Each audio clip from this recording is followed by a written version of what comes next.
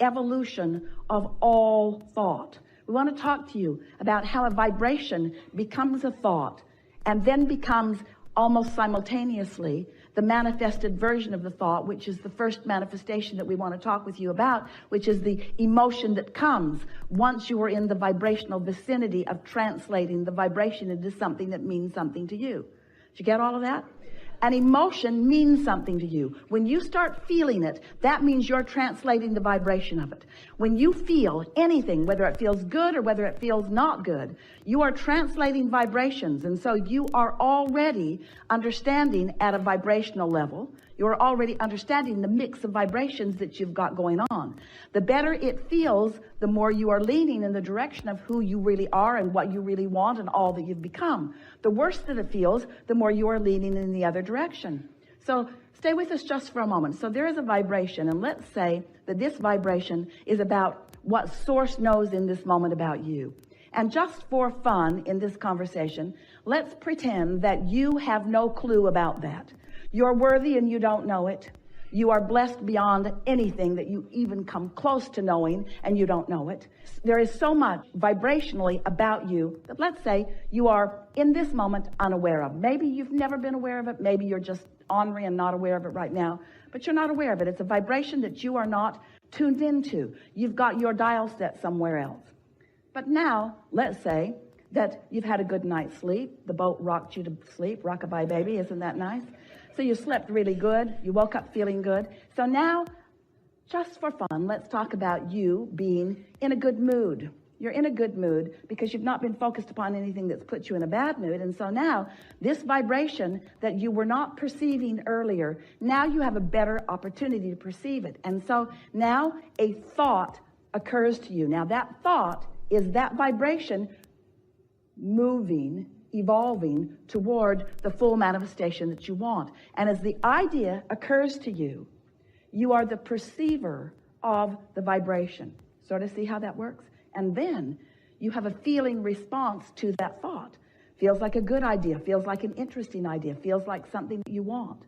So that is the vibration being perceived by you. So unless you do something to change the momentum of this vibration will become stronger. It will become more, which means it will become more discernible by you, provided you stay on the vibrational wavelength of it. So let's say you've meditated for a while. Let's say you've quieted your mind. Let's say you've quieted your mind so you've stopped thought, which means you've stopped all resistant thought.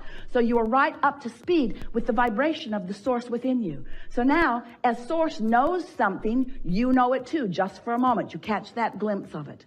And unless you say, where'd that come from? That was weird, and talk yourself out of it, you are a perceiver of what Source knows about things that matter to you.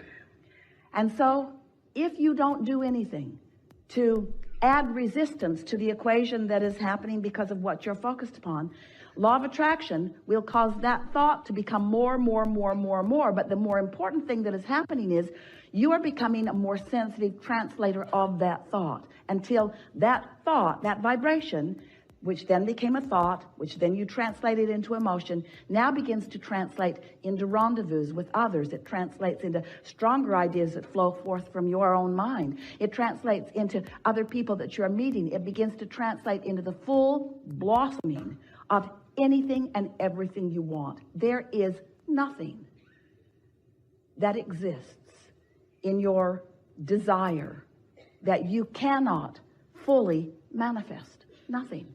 If this time-space reality has the wherewithal to inspire the desire within you, you have the ability to translate it.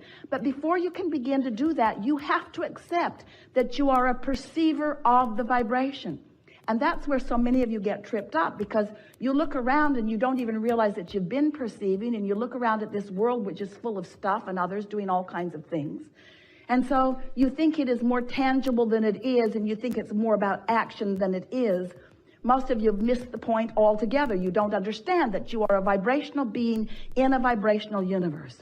But once you accept that, and you accept that you have little by little, some even before you got into this physical body, created a vibrational reality that exists in fullness, and that it is so close to manifesting in your experience if you would just begin to tune yourself to it.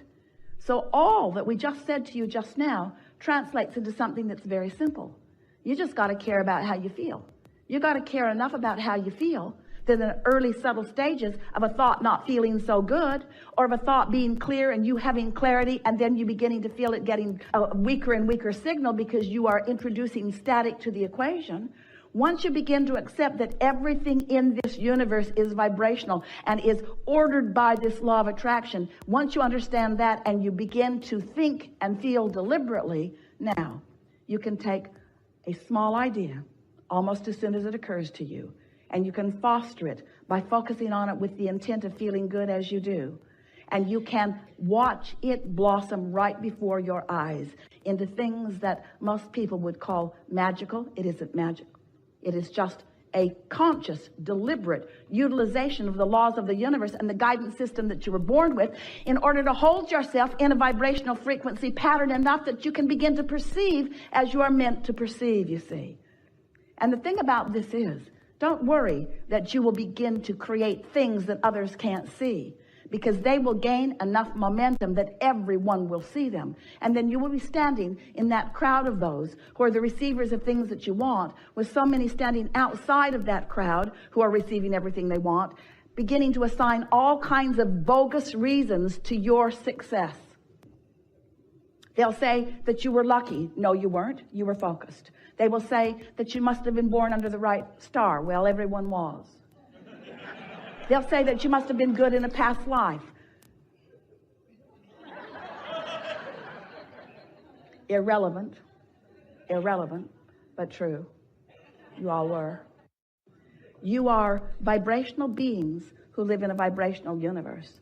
And we think that it's time for you to accept your vibrational nature and learn to use the tool, the emotional guidance tool that you were born with, that lets you tune yourself deliberately to the frequency that allows you to perceive the life that you want to live, you see.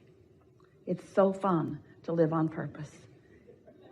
And while so many people are doing all right, living by default, because there's enough good stuff around to observe, to hope for, and to dream for, most of all, what we desire for you is the freedom that comes only when you gain control of your own vibration.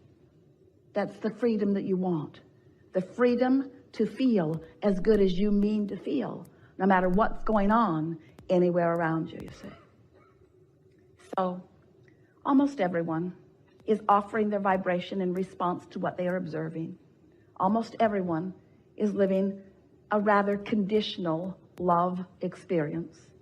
And we want to say to you that in most cases, you are looking for love in all the wrong places, because where it is in the harmonics between you and you. The relationship that you must foster, the relationship that you were born knowing about, is the relationship between the source and you here in your physical body, between that inner being part of you. Some refer it to you as your soul. We call it your inner being, but it is that source energy. It's that expanded version of you that has been expanding even today with different things that you've been thinking about and experiencing. So as you are seeking relationship with that relationship first, if the relationship between you and who you really are is primary to you, if feeling good matters most to you, then everything else will fall into place. Most humans who you know and most humans who you are living a rather conditional response to life. So if you look at something that feels good, you feel good. If you look at something that you want or like, it feels good.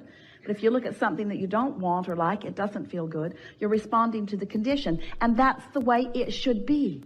We don't ever want you to find yourself deliberately trying to look at something unwanted and make yourself feel good.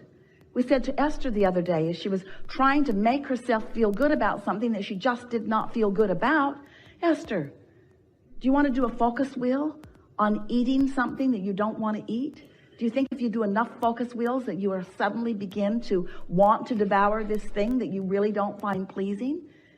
Do you think that's what we're talking about? It isn't what we're talking about. We're not trying to get you to like things you don't like. We want you to use your guidance in order to gravitate toward things that you do like. We just don't want you to need the condition to be exactly the way you want it to be before you can feel good. That conditional love will never work for you because it's backwards. We just explained to you why. There is the vibration, which becomes the thought and the emotion, and then it becomes the condition. But if you need the condition to be there before you can find the vibration, can you see how backwards that is?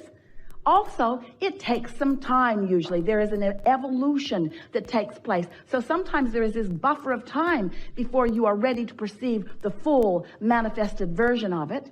So if you need the full manifested version of it before you can feel good, do you understand what that means? You're not going to be feeling good for quite a while. Do you feel how backwards that is?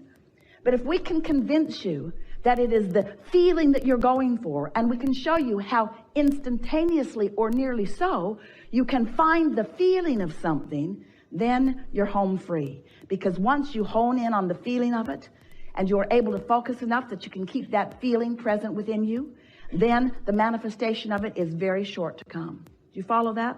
That's the best explanation of why you're wanting to focus upon the thought of it and find the emotion of it. Our physical friends, that's you, don't really like this conversation very much usually because you want to translate it into this. Oh, Abraham, you just want us to feel good about not having that thing we want. And we say, yes, it's true. We do. We want you to focus upon the essence of it and find the vibrational essence of it and find the pleasure from the vibrational essence of it because we know what's coming next. And also, we think it's nice to feel good now, don't you? And anyway, can you think of anything that you want, whether it's a relationship or a material object, a circumstance or an event, a pile of money? Can you think of anything that you want that is for any other reason other than you think you will feel better or feel good in the having of it?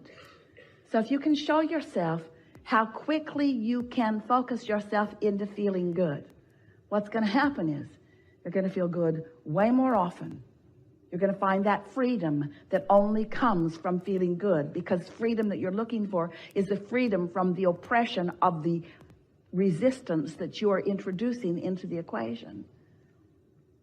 Can you imagine how wonderful it is when you are feeling good so much more of the time, catching in the early subtle stages the vibrational discord? And then can you imagine the momentum that ensues as the details of the life that you've been carving out begin to flow into manifested, perceived experience by you? Those who are watching from the outside of this knowledge will say to you, what magic beans have you been swallowing? I just barely heard you begin talking about that, and already it is something that is fully manifested in your experience. And while they may not understand, as you explain to them, you may want to say to them, I stopped worrying about having the thing I didn't have, and I started finding the feeling of why I wanted it. And as I focused upon the feeling of it, it was as if I had it. And then before I turned around, there it was. What is it that you want to talk about with us?